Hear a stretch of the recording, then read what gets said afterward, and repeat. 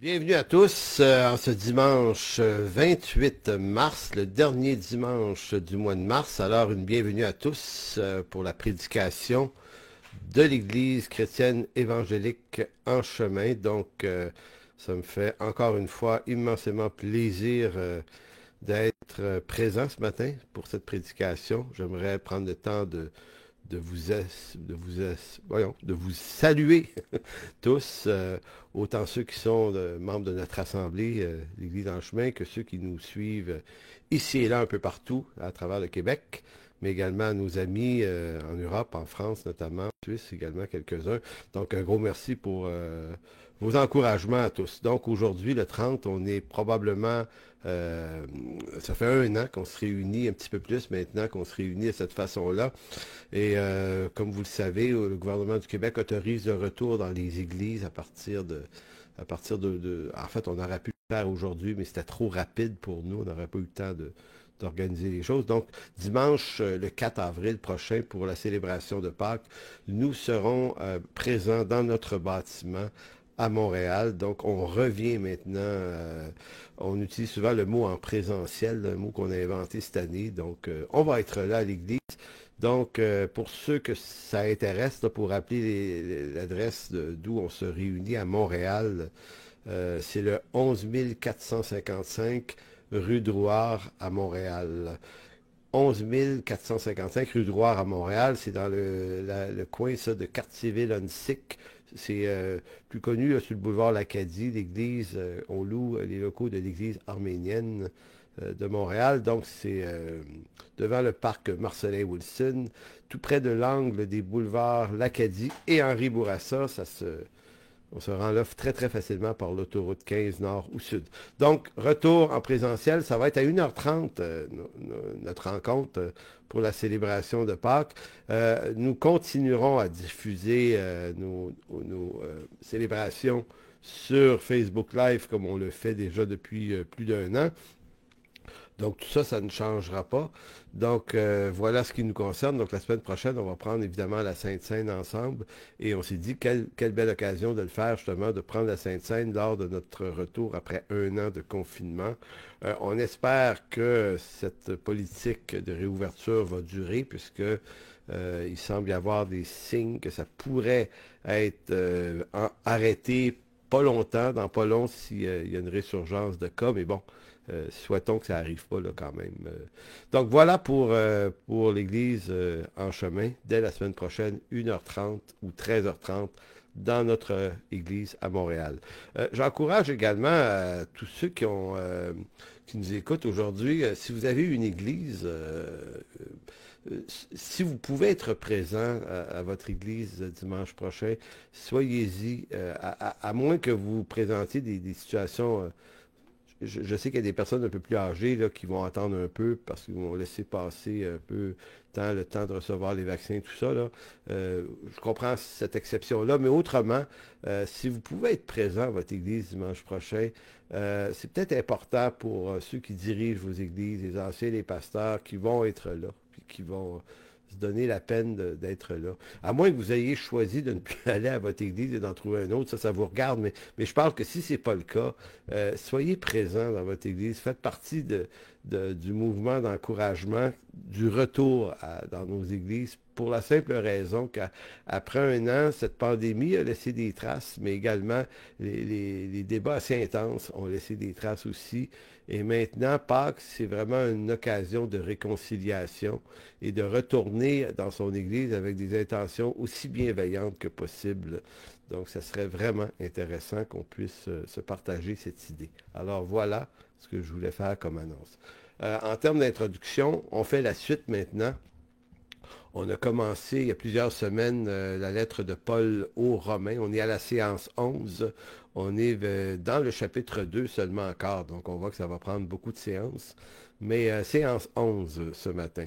Donc, on va explorer le texte de Paul, le chapitre 2, les versets surtout 2 à 11, pour faire une suite très importante.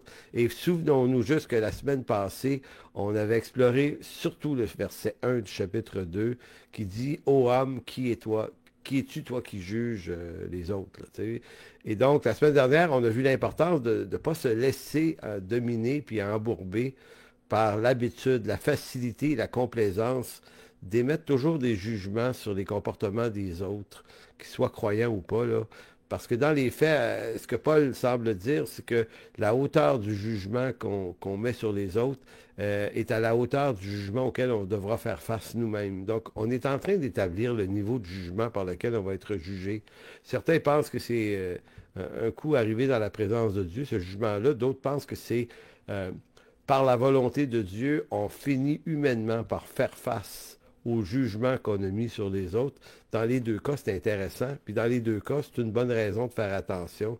Donc, si on devait être reconnu pour quelque chose comme croyant, là, ça serait pour la qualité de notre bienveillance. Il faudrait que notre bienveillance domine au-delà de, de la totalité de nos opinions surtout. Le but dans la vie, c'est pas tellement d'avoir toujours raison, mais c'est de se maintenir le mieux possible dans des relations harmonieuses et bienfaisantes. Donc voilà en quelque sorte ce que je voulais rappeler.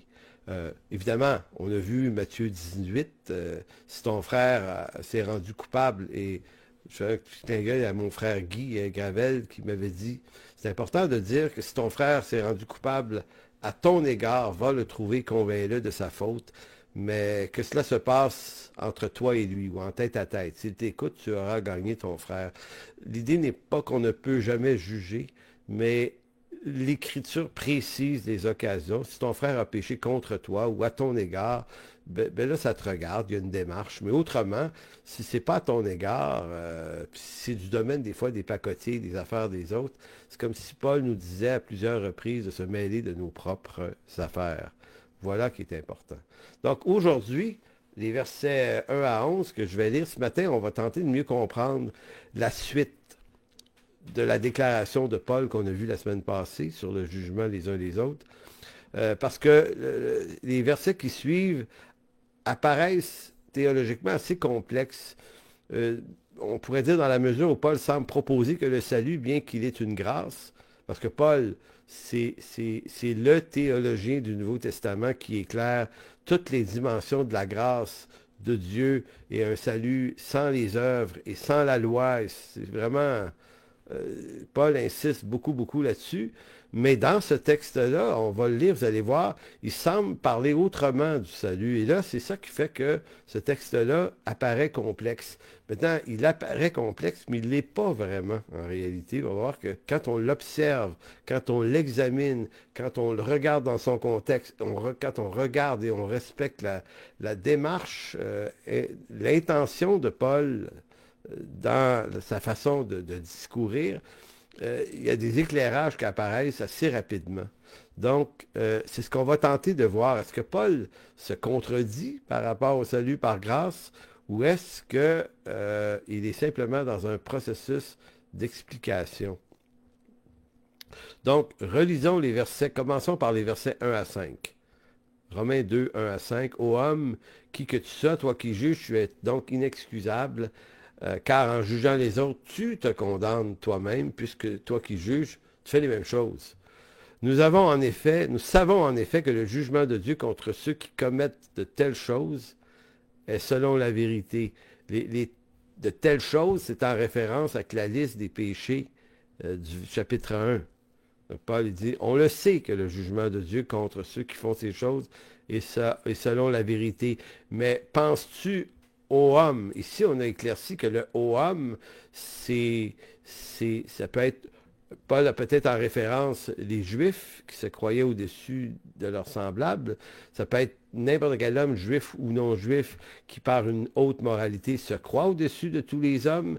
Paul pense peut-être à lui-même en tant que cet homme qui a méprisé l'Église, le peuple de Dieu, tous ceux qui se convertissaient et les païens. Et c'est vous et moi, ce homme-là. Ô, que penses-tu? Ô, mettez votre prénom. Ô homme qui juge ceux qui commettent de telles choses et qui les fait que tu échapperas au jugement de Dieu. Donc, on comprend ici que Paul parle à des inconvertis, où il parle d'une manigance de non-convertis à Jésus-Christ. Peut-être très religieux, là. Mais la conversion nous fait échapper à ce type de raisonnement-là. Verset 4. Ou méprises-tu les richesses de sa bonté et sa patience et sa longanimité, ne reconnaissant pas que la bonté de Dieu te pousse à la repentance? Mais par ton endurcissement et par ton cœur impénitent, tu t'amasses des trésors de colère pour le jour de colère, de la colère et la manifestation du jugement de Dieu. Donc, on aura compris, il y aura au moins 3 choses à comprendre, mais en gros, on a compris que Paul parle ici, dans les 5 premiers versets, le haut homme, quel qu'il soit le haut homme en question, s'il n'est pas conduit par Dieu à la repentance, qu'il ait été de ceux qui se lancent dans toutes les profanations du chapitre 1, ou qu'il soit l'homme, si on veut, avec l'homme de très haute morale, quel qu'il soit, qui juge les premiers. De toute façon, les deux sortes d'hommes sont perdus. C'est l'idée ici. Donc, qu'il s'agisse des pécheurs du chapitre 1 ou de ceux qui les jugent au chapitre 2, la conclusion de Paul, c'est que les deux sont condamnables. Deuxième point, c'est Dieu qui pousse à la repentance. Hein? Paul dit, ne reconnais-tu pas que Dieu te pousse? Le mot ago, le verbe, conduire. Dieu te pousse à la repentance. Paul insiste sur un détail. Il dit, c'est Dieu qui active ta conduite vers la repentance. C'est son œuvre. Donc, Dieu ne pousse pas juste le moins bon pécheur, celui qui est très moral. Dieu pousse les deux, autant le pécheur profond que le pécheur léger. Les deux sont poussés par Dieu à se repentir. Troisième point, ici, troisième énoncé à remarquer.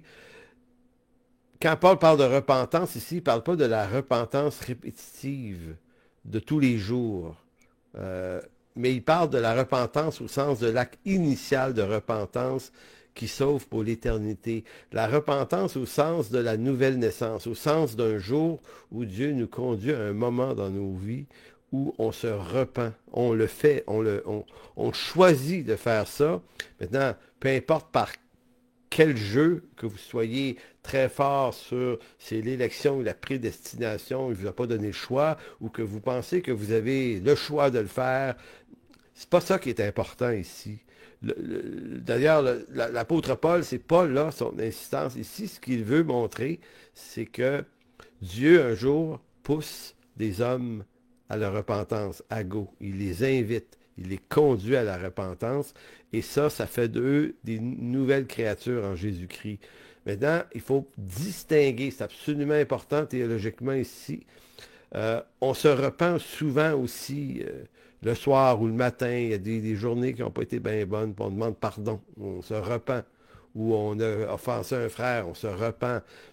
Donc, évidemment, c'est toujours l'œuvre de Dieu de se repentir, mais il faut toujours faire différencier que à chaque fois qu'on se repent, on n'est pas ressauvé à nouveau. T'sais, on ne peut pas perdre notre salut 10 fois dans la même journée, d'où le titre de ce message, peut-on perdre le salut? Pour moi, c'est clair que non, mais je sais que beaucoup le pensent. Il y a des églises qui font cette pratique de la repentance à tous les dimanches. Les gens reviennent en avant près de l'autel, se repentent, et c'est comme si leur repentance les réinsère dans les graciers, comme si le dimanche on était ressauvés tout le temps et pendant la semaine on reperdait notre salut. Donc, écoutez, c'est une vie d'instabilité impensable que de penser à la vie chrétienne comme ça. Donc, repentance au sens initial de notre salut et non pas ici repentance répétitive, mais nécessaire aussi, on aura entendu. Donc, nous lisons les versets 6 à 11, qui est surtout le texte qui nous intéresse ce matin. Donc, Romains 2, 6, Dieu qui rendra à chacun selon ses œuvres. Ah ah! Ici, il y a quelque chose d'obscur. Réservant la vie éternelle à ceux qui, par la persévérance à faire le bien, cherchent l'honneur, la gloire et l'immortalité, mais irritation et colère à ceux qui, par esprit de dispute, sont rebelles à la vérité et obéissent à l'injustice. Tribulation et angoisse sur toute âme d'homme qui fait le mal, sur le juif premièrement, puis sur le grec. Gloire, honneur et paix pour quiconque fait le bien, pour le juif premièrement, puis pour le grec, car devant Dieu, il n'y a point d'exception de personne. Évidemment, ce texte laisse présager des idées que le salut serait selon les œuvres. Verset 6, Dieu rendra chacun selon ses œuvres. Et tribulation, angoisse à ceux qui font le mal, puis salut, éternité à ceux qui font le bien. Donc là, ici, on a l'impression que Paul nous ramène dans un cadre moral fixé ou c'est qui regarde directement sur le bon et le mauvais comportement. Maintenant, on va comprendre ce texte-là à la lumière du texte lui-même et de certains autres faits importants qui l'entourent. Ce texte, et ça c'est le premier point à faire attention, puis c'est un peu un exercice d'herméneutique qu'on fait ici. L'herméneutique veut dire comment on interprète les Écritures, quelles règles on se donne, qu'on s'impose, je dirais même, pour faire une lecture qui respecte l'intention de l'auteur qui est Paul. Donc, l'important, c'est pas ce que moi je pense du texte à première vue. C'est extrêmement secondaire. C'est que je dois m'efforcer de comprendre l'intention de Paul. Et si je veux être un bon enseignant, je vais devoir trouver cette intention et la communiquer. Et de ne pas lui faire dire autre chose que ce qu'elle veut dire. Après ça, on peut y aller d'hypothèses pour essayer de s'éclairer un peu plus. Mais il faut d'abord éclairer. Donc, ce texte n'est pas une finalité en soi, duquel on peut tirer une conclusion hâtive. Il fait partie, ce texte, d'un développement en cours qui a commencé au chapitre 1 et qui se poursuit au chapitre 3, 4, 5, 6. Si on voulait conclure à partir de ces quelques versets que le salut est par les œuvres ou qu'il pourrait se perdre selon les mauvaises œuvres, écoutez, l'image qui me viendrait ici, c'est un peu comme un roman d'Agatha Christie. Si vous avez déjà lu des romans d'Agatha Christie, je me souviens en secondaire 4 encore aujourd'hui les 10 petits nègres. On avait fait la lecture de ce livre-là dans le cours de français et j'avais découvert Agatha Christie. J'avais été subjugué parce que c'était tellement intéressant. J'ai lu d'autres de ses livres par la suite. Mais vous savez, Agatha Christie, elle maîtrise l'art de vous lancer sur toutes sortes de fausses pistes. Tu sais, dans les 10 petits nègres, là, à un moment donné, tu penses que c'est un tel. Tu sais, à tel chapitre, là, elle te fait soupçonner un plus que l'autre. Puis si tu arrêtes de lire le livre, tu dis, OK, c'est lui le meurtrier.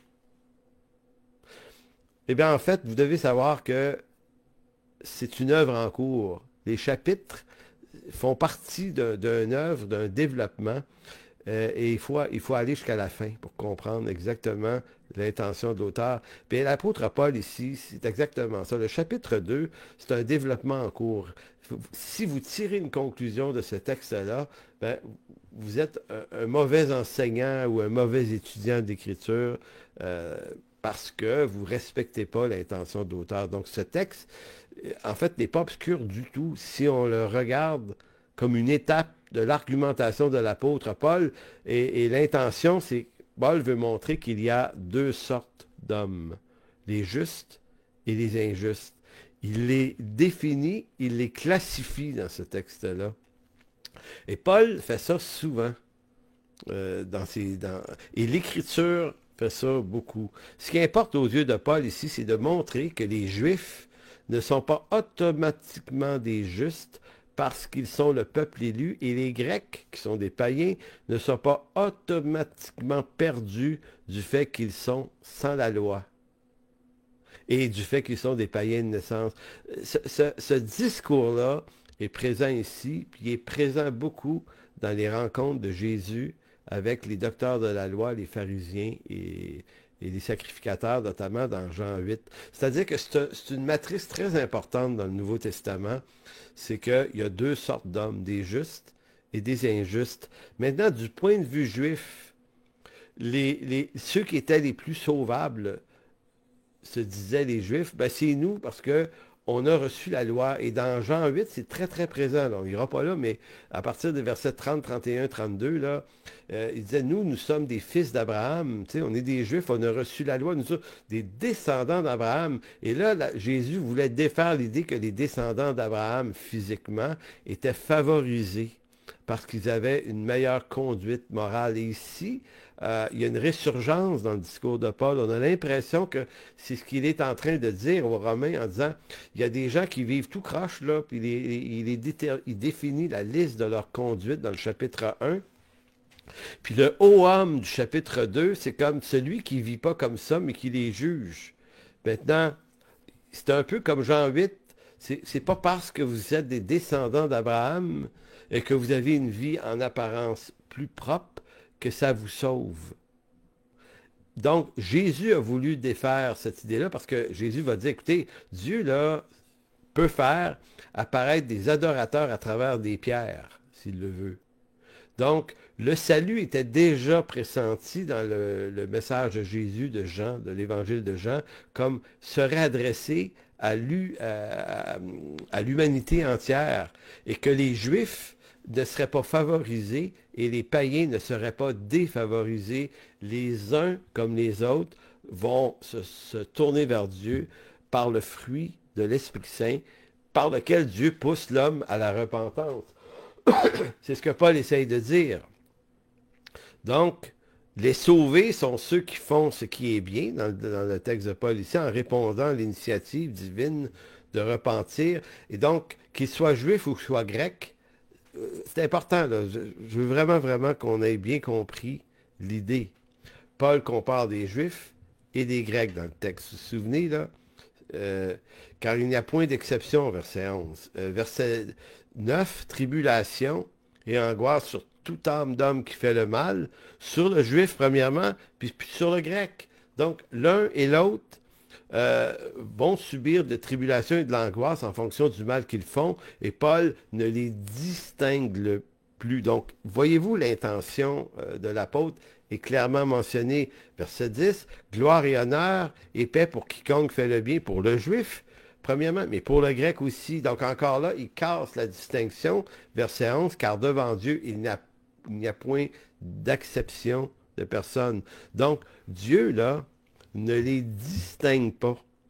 Maintenant, si on a compris que c'est à ça que Paul s'attaque, la fameuse distinction juif-païen, alors que Paul dit, il n'y a pas de distinction juif-païen, il y a une distinction entre rachetés et non rachetés. Et parmi les rachetés, il y a des juifs et il y a des grecs, et parmi les non rachetés, il y a des juifs et il y a des grecs. Et si on a bien compris que c'était ce vers quoi Paul nous attirait dans son texte, eh bien, on vient de comprendre en bonne partie le texte. Donc, on vient de comprendre qu'il n'est pas en train de faire une menace à des gens qui auraient plus de misère que d'autres, des chrétiens en disant, ben, si tu te conduis encore demain, tu risques d'être perdu, mais si tu as une vie propre, non, tu vas être sauvé.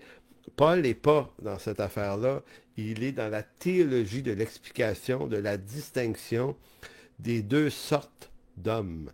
Et je sais que ça peut paraître étrange à dire, mais dans l'Écriture, dans l'Ancien comme dans le Nouveau Testament, il existe deux chemins tout le temps, deux voies. Deux voies, deux sortes de comportements, celui des rachetés et celui des non rachetés.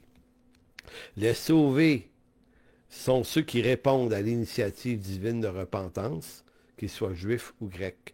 Et c'est au chapitre 3 que l'apôtre Paul va vouloir éclairer. C'est là qu'on va voir, comme dans un roman d'Agatha Christie, si on ne se rend pas au chapitre 3, puis qu'on fait des conclusions avec le chapitre 2, ben, on manque le meilleur, parce qu'au verset 10, 11, 12 du chapitre 3, Paul culmine vers l'idée qu'il n'y a point de juste, pas même un seul. Voyez-vous, quand il dit ça, là, ni juif, vous n'êtes pas plus juste. Il dit, nul n'est intelligent, nul ne cherche Dieu, tous sont égarés, tous sont pervertis, il n'en est aucun qui fasse le bien, pas même un seul. Donc, on comprend, et quand on va arriver au chapitre 3, on va l'expliquer encore mieux que je le fais maintenant, mais on comprend que le chapitre 3, c'est l'autre chapitre après qui jette un éclairage sur l'intention de Paul au chapitre 2. Donc, il condamne tout le monde, Paul. sur la base d'une justice qui serait propre à l'homme, que tu aies eu une bonne conduite ou pas, ça ne change rien dans ton état de perdition. Un théologien qui fait un bon travail là-dessus, il n'est pas très connu ici, mais James Montgomery Boyce. James Montgomery Boyce, et je pense qu'il est mort aujourd'hui. C'est un théologien américain, réformé baptiste, si je ne me trompe pas, qui, lui, dans son commentaire de sa lettre aux Romains, de la lettre aux Romains, développe beaucoup ces deux chemins-là. Il montre que dans l'Écriture, il y a souvent deux situations, deux personnes, deux chemins, le chemin du juste, le chemin de l'injuste. Il y a Caïn, il y a Abel, il y a David, il y a Saül, il y a Isaac, il y a son frère Ishmaël. Voyez-vous, il y a toujours, il y a souvent, en tout cas, souvent, deux personnes, le juste et l'injuste. Donc, c'est présent. Il y a Adam, il y a Christ. C'est présent beaucoup, ça, dans l'Écriture, et ça a de l'importance. Donc, le premier point ici sur les deux sortes d'hommes, qui est l'homme juste devant Dieu. Il est juste, Paul dit, en fonction du bien qu'il fait. Hein. Souvenez-vous qu'au verset Dieu rendra chacun, verset 6, Dieu qui rendra chacun selon ses œuvres. Donc on va dire, OK, selon ses œuvres, de quelle œuvre il parle? Il est en train de dire, OK, c'est parce que selon ses œuvres, si celui a encore des problèmes, des faiblesses, des convoitises, des mauvais désirs, ça veut dire qu'il est perdu pour l'éternité. Et celui qui se serait libéré de ses mauvais désirs, lui, l'éternité avec Dieu. Puis celui qui n'a pas réussi est une éternité en enfer. Bon, on pourrait réduire le texte à lui faire dire ça, mais quand Paul dit Dieu rendra à chacun selon ses œuvres, ben, il explicite ce qu'est l'œuvre en question.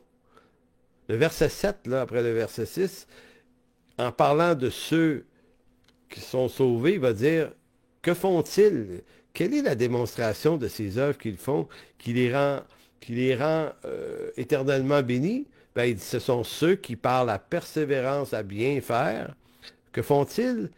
Ils font trois choses. Ils cherchent l'honneur, la gloire et l'immortalité. Donc ici, là, l'œuvre de chacun qui va être jugé, c'est pas l'œuvre morale au sens de la faiblesse, c'est l'œuvre, et ici c'est théologique, là, c'est dans l'appartenance, un juste. Que fait un juste? Un juste, ça cherche l'honneur, la gloire et l'immortalité. Le juste est habité par Dieu. Et il se lève le matin en pensant aux choses d'en haut, puis se couche. Ça ne veut pas dire que ça a bien été dans la journée, il peut s'être trompé, il peut avoir fait des gaffes. Mais le juste, c'est celui qui a ce réflexe de retourner au Seigneur. Moi, j'ai connu des croyants qui ont abandonné l'Église et la foi pendant des années et qui me disent, écoute, malgré que j'étais plus là, j'ai jamais été capable de sortir Dieu de ma tête. Il était tout le temps là. J'en connais qui m'ont dit, moi, j'ai essayé de me débarrasser de Dieu. Lâche-moi, je veux plus.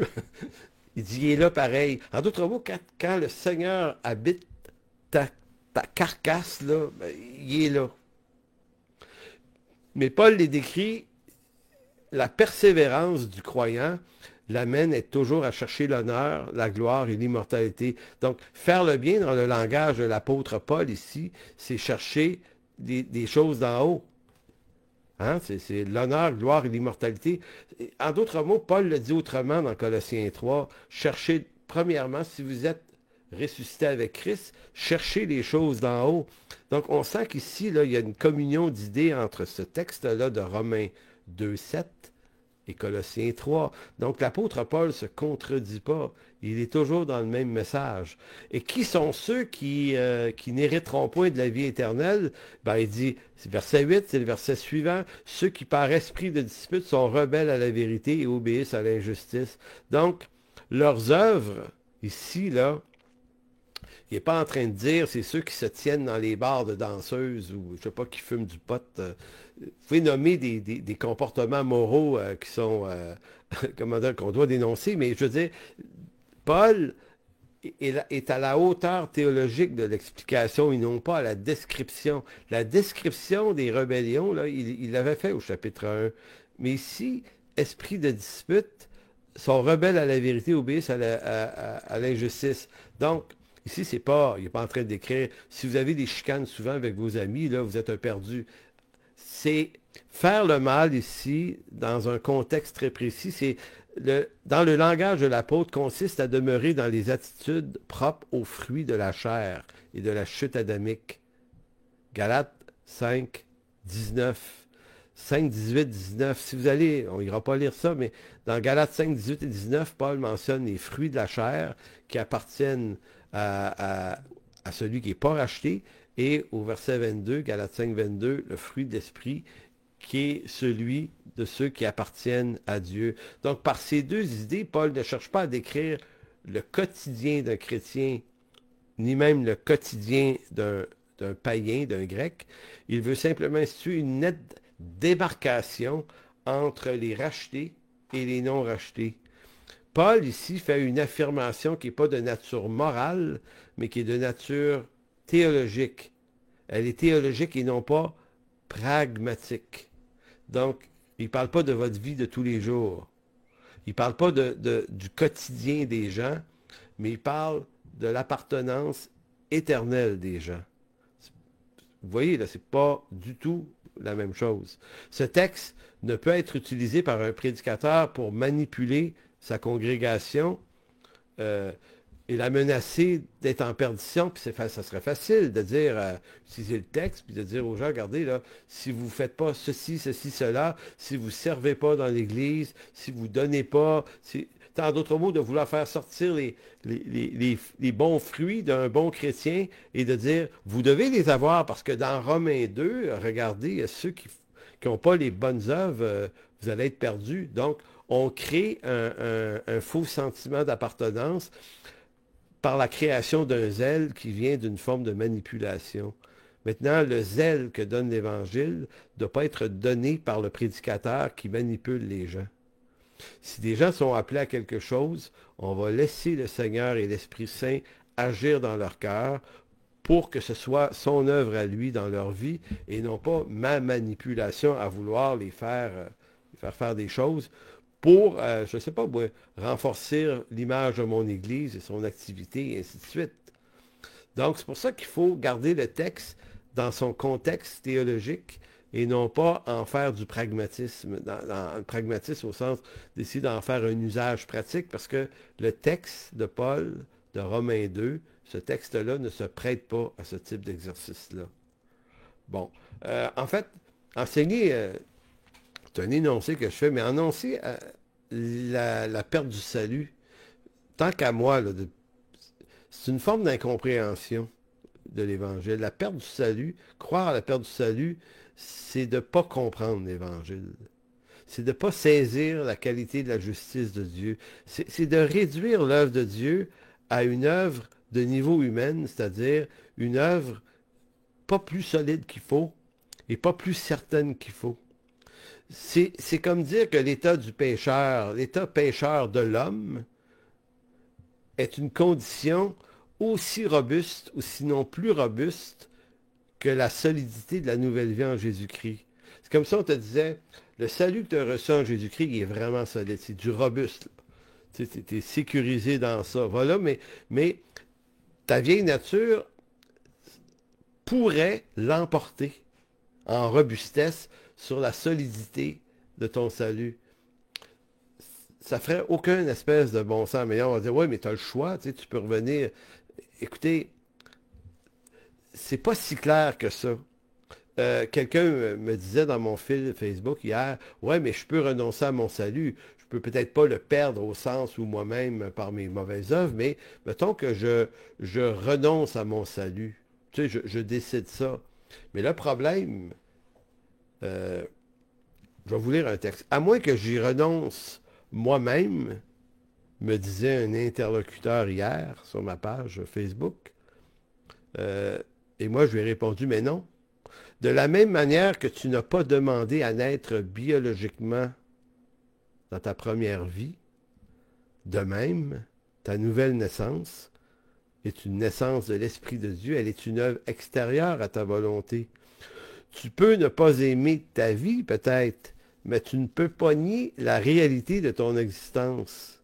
Tu es, tu existes, et personne ne t'a demandé ton autorisation pour te faire venir au monde dans ce monde. Comme tu n'as pas demandé à naître biologiquement, ainsi tu ne peux pas naître spirituellement, à moins que Dieu ne l'ait voulu. Dans les deux cas, ta naissance biologique ou ta naissance spirituelle est un acte d'amour.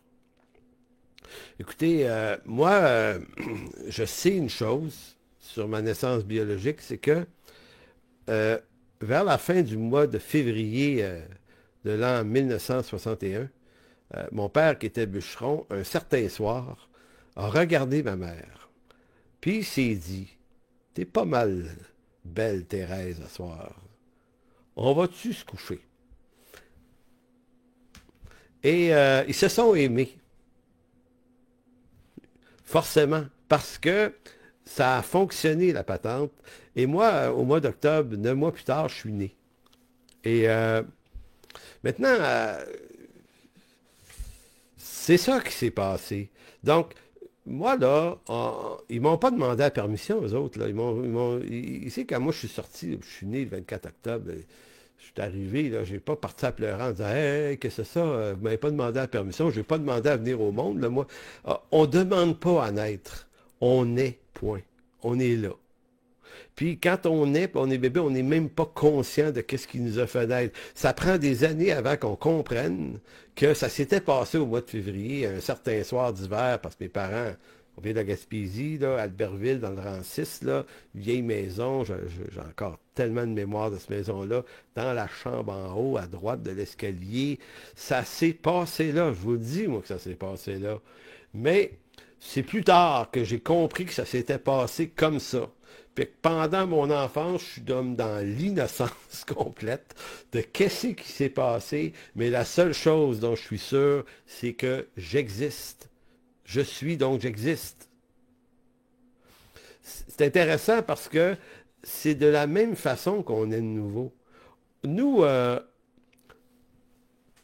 passé 21 ans de ma vie, moi, être complètement inconscient qu'il existait une autre naissance, parce que quand Jésus adresse à Nicodème en Jean 3, il ne lui demande pas veux-tu naître de nouveau? Nous, on pose la question de même. Jésus dit tu dois naître de nouveau. Nicodème, tu dois. Et voyez-vous, moi, je suis né de nouveau en 1983. Je suis très conscient qu'un soir, à un moment donné, j'ai été exposé à un choix et je l'ai fait. Donc, on le fait vraiment, ce choix-là. Mais comme ma petite enfance, ça m'a pris des années réaliser tout ce qui avait pu se passer dans les lieux célestes et comment Dieu avait ordonné toutes sortes de circonstances de telle sorte pour faire culminer les choses pour mon bien. Romains 8, 28, pour qu'à un certain moment donné, précis de ma vie, je me tourne vers Dieu par une action souveraine de Dieu. La question, c'est même pas de savoir aurais-je pu ou non résister. C'est pas important, ça, aujourd'hui. C'est pas ça le point. Le point, c'est que ça s'est quand même passé. Et que je réalise que si je suis né de nouveau, je suis pas tout à fait certain d'avoir eu l'intelligence de faire arriver ça par moi-même, tout comme je n'ai pas demandé à venir au monde biologiquement. Et dans Jean 1,13, Jésus avait dit, pas Jésus a dit, mais c'est Jean, l'apôtre Jean, il va dire, lequel sont nés, en parlant de la nouvelle naissance, sont nés non du sang, ni de la volonté de la chair, et ni de la volonté de l'homme, mais de Dieu. Ni non du sang, ni de la volonté de la chair, ni de la volonté de l'homme, mais de Dieu. C'est ce qui différencie l'homme biologique de l'homme spirituel. L'homme biologique est né de la volonté de la chair de ses parents.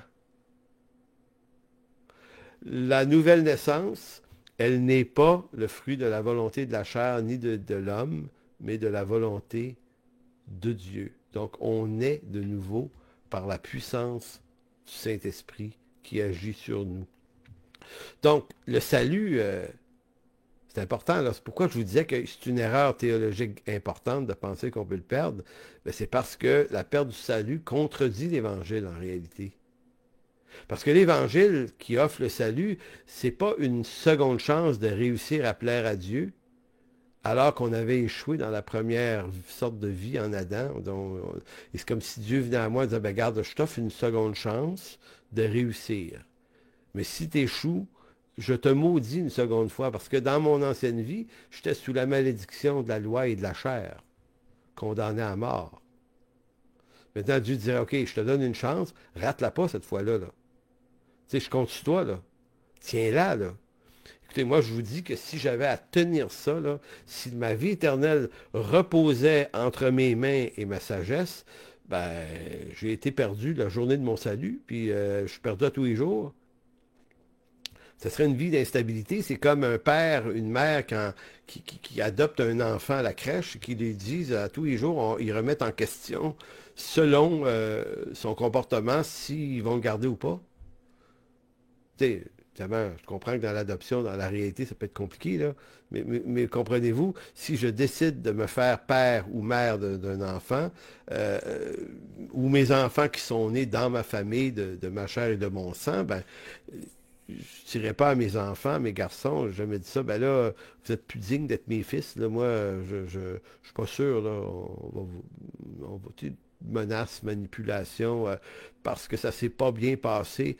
Non, non, on va continuer, on va corriger des choses dans leur vie, on va les instruire, on va les éduquer, puis on va persévérer dans ça. C'est ça la vraie vie. Maintenant, Dieu comme Père, il nous aime assez pour faire ça. S'il nous demande de le faire avec nos enfants, c'est tellement évident qu'il va le faire pour nous. Il est bon. Le salut, c'est pas une libération conditionnelle. Je suis certain que Guy Gravel doit sourire parce qu'il travaille dans le milieu correctionnel, mais une libération conditionnelle, tu sais, ça le dit, tu es libéré, mais à condition. Donc, on te met dans un espace, un lieu, sous une supervision, et là, on t'examine, puis on te regarde aller, puis j'imagine que dans une libération conditionnelle, on te réévalue probablement, puis il doit y avoir un moment où on dit, OK, là, tu mérites qu'on te relâche complètement, ou d'autres, on va dire, non, non, toi, on te garde un peu plus, ou on te retourne en dedans, je ne sais pas, comprenez-vous? Mais si le salut se perd, le salut est une libération conditionnelle qui me permet de me refaire une nouvelle vie, mais c'est une nouvelle vie, c'est une nouvelle vie qui est pas tout à fait une nouvelle vie. En fait, le problème avec la perte du salut, c'est de ne pas croire que j'ai reçu une autre vie. C'est de croire que je suis toujours dans l'ancienne, puis que je dois maîtriser l'ancienne pour qu'elle se mérite la nouvelle. Alors que naître de nouveau, l'expression est tellement claire, c'est pas l'ancienne vie, c'est une nouvelle vie, c'est une autre naissance, et celle-là ne peut pas être contaminée par l'ancienne, même si, dans mon corps, je suis coincé entre les deux. J'ai cette vieille vie, j'ai cette nouvelle vie, mais ma nouvelle vie, elle, là, ne peut pas être entachée par le péché originel. Elle est nouvelle.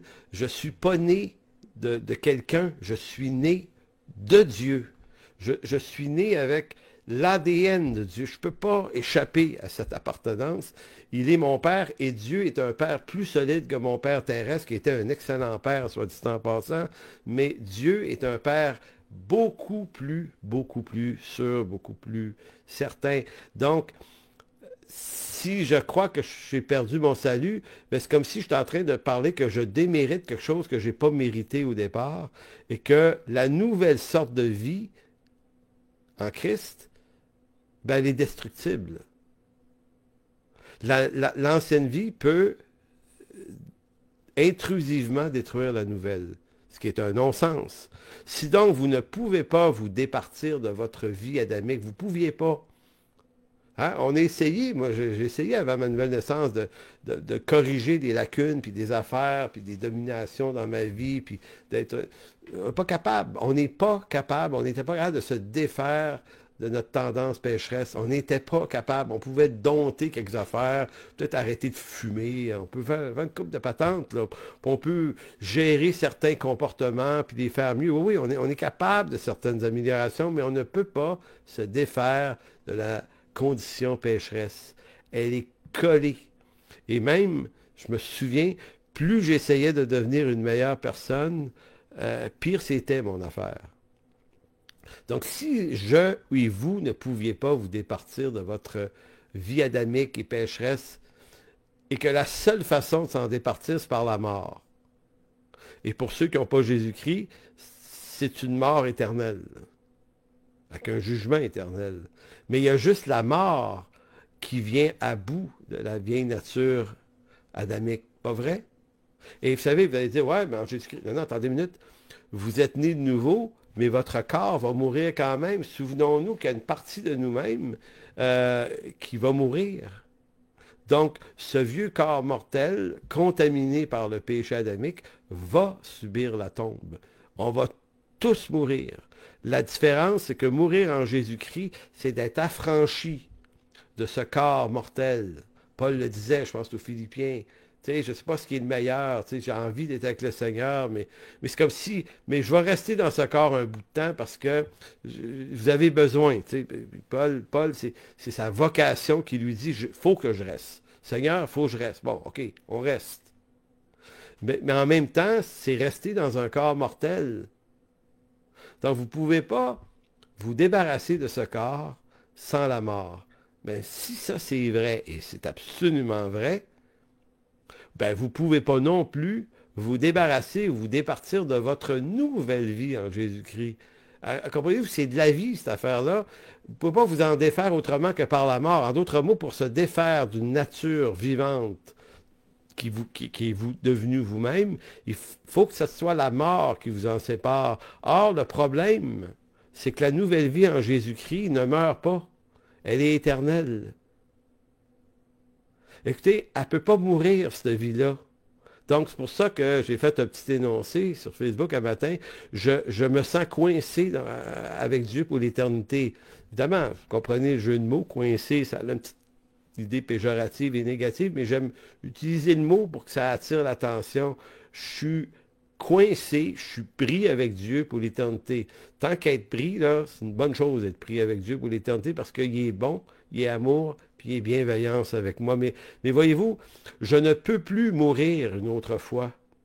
Je ne peux que mourir en Adam, mais je ne peux pas mourir dans ma vie spirituelle. Donc, si je ne peux pas subir la mort de cette vie, ben, une fois sauvé, je suis condamné à la vie éternelle en Jésus-Christ. Belle condamnation, soit dit en passant. Et Paul l'explicite tellement bien dans 1 Corinthiens 15, versets 54 et 55. 1 Corinthiens 15, 54 et 55.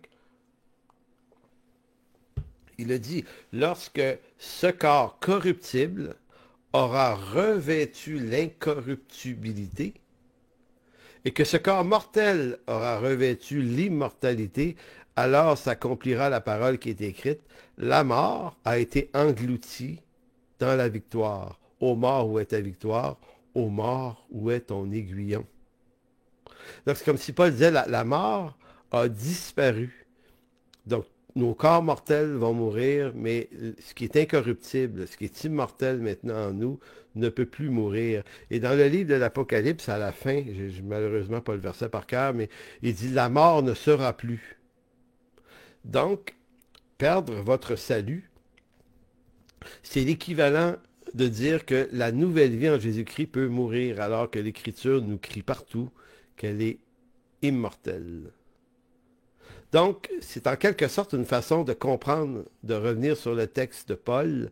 Vous savez, pardon, quand un texte est obscur ou présente des zones obscures, il faut d'abord regarder le texte de près, regarder chaque mot, chaque verbe, chaque déclaration, revenir sur ce qui a été dit avant, parce que ce qui est dit après est dit en fonction de ce qui est dit avant, et aller un peu plus loin. Chapitre 3, montrer qu'est-ce que Paul essaye de faire dans les chapitres 1, 2 et 3, de façon très très claire. L'intention de l'auteur était de démontrer la corruption de tout le genre humain. Les païens comme les juifs, tous sont condamnés aux peines éternelles. Mais ça, c'est la mauvaise nouvelle. Mais c'est cette mauvaise nouvelle-là dont il est question. Mais Dieu, lui, dans sa grâce, et on va voir ça plus loin au chapitre 3 de Romains, ben Dieu sauve par pure grâce. il nous donne le don de la vie éternelle. Donc, c'est pour ça qu'il faut chercher l'éclairage dans le texte lui-même. Après ça, on se dit, oui, mais Paul ne peut pas se contredire. Paul est le théologien du salut par grâce. Il ne peut pas se contredire. Donc, quels sont tous les autres textes que l'apôtre Paul adresse sur la vie éternelle? Et on aurait pu aller ce matin dans Éphésiens 2, 8 à 10. On aurait pu aller dans une foule de textes. Je ne suis pas allé parce qu'il y en a trop. Paul, dans toutes ses lettres, c'est clair, le salut est le don de la grâce de Dieu, point. Il n'est point par les œuvres afin que personne ne se glorifie. Donc, s'il nous semble que Paul se serait contrarié ou contredit, c'est pas qu'il s'est contredit, c'est qu'on n'a pas compris le texte de la bonne façon au départ, donc on le lit attentivement. Il y a également tous les éclairages de d'autres auteurs dans l'Écriture qui peuvent éclairer, puis il y a tout ce que la Bible a à dire de toute façon. Donc, je reviens sur l'idée des deux voies et je m'en vais vers ma conclusion. L'Écriture affirme à de multiples reprises qu'il y a deux voies pour l'homme. C'est un peu agaçant, cette affaire-là, mais c'est ça. L'homme, en quelque sorte, où l'humanité se trouve être, du point de vue de Dieu, séparée entre deux. Les justes, les rachetés, et les injustes, les non rachetés. Il n'est pas à dire que les justes sont absolument des meilleures personnes ou que les injustes sont absolument des très très mauvaises personnes. Souvenez-vous, Romains 1 et 2, ceux qui font des mauvaises choses, comme ceux qui font des bonnes choses, peuvent faire partie de la classe des injustes. Et les voleurs et les prostituées, et ceux qui en arrachent, peuvent faire partie des justes. Donc, le clivage, là, la séparation n'est pas d'ordre moral, elle est d'ordre spirituel. Et c'est pour ça que M. Montgomery Boyce est très intéressant parce qu'il fait ressortir plusieurs textes de l'Ancien et du Nouveau Testament qui montrent à plusieurs reprises de quelle façon les deux voies de l'homme sont souvent définies. Et là, j'ai sorti juste deux exemples que lui donne. Il va par exemple aller dans Matthieu 7, versets 13 et 14. Le chemin étroit puis le chemin large. Encore là, ça sépare en deux les deux options. Il dit entrer par la porte étroite, car large est la porte spacieuse, le chemin qui mène à la perdition. Il y en a beaucoup qui entrent par là, mais étroite est la porte, resserrer le chemin qui mène à la vie. Il y en a peu qui les trouvent. Donc, vous voyez ici, le but du texte, c'est pas de dire comment on le trouve ou pas. C'est pas ça le point. Le point ici, c'est que il y a un chemin large puis il y a un chemin étroit. Et Jésus le met en lumière. Le point, comme je dis, c'est pas de savoir comment on passe d'un chemin large à un chemin étroit. Vous savez, il y a trois grandes idées là-dessus. Il y a ceux qui pensent que l'on passe de la mort à la vie par l'exercice de son propre choix, complètement, là, son libre arbitre. Il y a ceux qui pensent que l'on passe de la mort à la vie par l'unique volonté de Dieu, sans l'usage d'aucune forme de libre arbitre de l'homme. Il y en a d'autres qui pensent que les deux idées sont compatibles par l'œuvre du Saint-Esprit. Maintenant, ce matin, je n'essaierai pas de vous dire, voici ce que je pense moi, voici ce que vous devriez penser. À l'Église en chemin, il y a une chose qu'on se donne comme, on appelle ça de la largeur, c'est-à-dire que, c'est pas qu'on croit n'importe quoi, mais c'est qu'il est très, très facile d'adopter des positions très officielles et de leur donner de l'exclusivité dans l'Église. Mais on aime beaucoup plus laisser des questions ouvertes à la réflexion. Ou non pas ouvertes au débat. C'est pas. Pour moi, un débat, ça mène rarement à quelque chose. Un débat, c'est lui croit ça, puis ils vont s'en parler pendant une heure, mais ils vont juste s'accuser de ne pas être dans la bonne affaire. Un débat, on débat, on veut défendre sa position, donc on va débattre. Mais j'aime beaucoup l'idée de la réflexion, une réflexion théologique, de manière à ce que chacun des gens de nos églises développe des convictions qui sont réfléchies et non pas imposées. Maintenant, ça ne signifie pas qu'on n'enseigne rien puis qu'on ne dirige pas de l'enseignement. Ça signifie juste qu'il faut se donner le temps que chacun reçoit ou comprend ou réfléchit pour faire en sorte que ce qu'il croit, il le réfléchit et il le réfléchit à la lumière de l'Écriture. Et ça veut dire également se défaire de nos présupposés naturels. Parce qu'on peut trouver que la manière que Dieu fait est injuste. et dire, moi, je pense pas que Dieu peut faire ça de même. Ben, tu n'as pas à penser comment Dieu doit faire, tu dois découvrir comment Dieu fait, et s'il ne fait pas comme tu aurais voulu qu'il fasse, ben, le renoncement à soi-même, c'est de dire, bon, ben, Seigneur, je vais me livrer à ce que toi t'as dit, et je vais renoncer à ce que je pense. Mais ça ne peut pas s'imposer. Ça ne peut pas être moi ou d'autres, des anciens églises, qui disaient, vous devez croire telle chose. Non, on peut vous donner un cadre qui permet de réfléchir, d'échanger, de comprendre, d'écouter l'autre, de saisir. Pas d'accord, c'est pas grave. On continue à réfléchir parce qu'on veut avoir de la maturité, grandir dans de la croissance vers la maturité, dans un élan de corps et d'église. Voilà ce qu'on souhaite faire. Je vous lis deux derniers textes et on conclut là-dessus. Monsieur Boyce, Montgomery Boyce, qui a tellement un beau nom, je trouve, lui, nous parle du psaume 1 et il nous fait réaliser que dans le psaume 1, la voix du pécheur est clairement identifiée, puis elle est en opposition avec la voix du juste. Je lis le psaume 1 depuis longtemps, j'ai chanté le psaume 1, j'avais jamais remarqué ce détail. Voici, verset 1, psaume 1, heureux l'homme qui ne marche pas selon le conseil des méchants, qui ne s'arrête pas sur la voie du pécheur. Parlant de voie du pécheur ou voie du juste, quand j'étais à la faculté de théologie de Montréal, le professeur Dominique Anger nous avait parlé d'un article de Don Carson, me semble que c'est lui qui nous a parlé de ça, qui parlait d'un article qui s'appelait La Voix. Et si jamais quelqu'un connaît cet article, j'aimerais ça le lire parce que je ne l'ai pas trouvé. Mais La Voix. Donc, cette idée que dans l'Ancien Testament, il y aurait ce profilage d'une voix. Les justes se retrouvent tous dans cette voie, du début à la fin, la voie des justes. Mais il y a la voie des pécheurs aussi.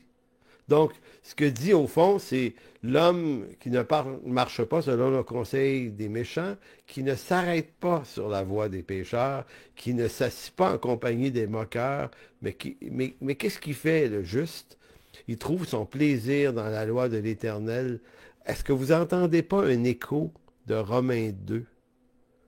Celui qui fait bien, là, cherche la gloire, l'honneur et l'immortalité. Il trouve son plaisir. Ben, voyez-vous comment c'est redit? Il trouve son plaisir dans la loi de l'Éternel. Il la médite jour et nuit.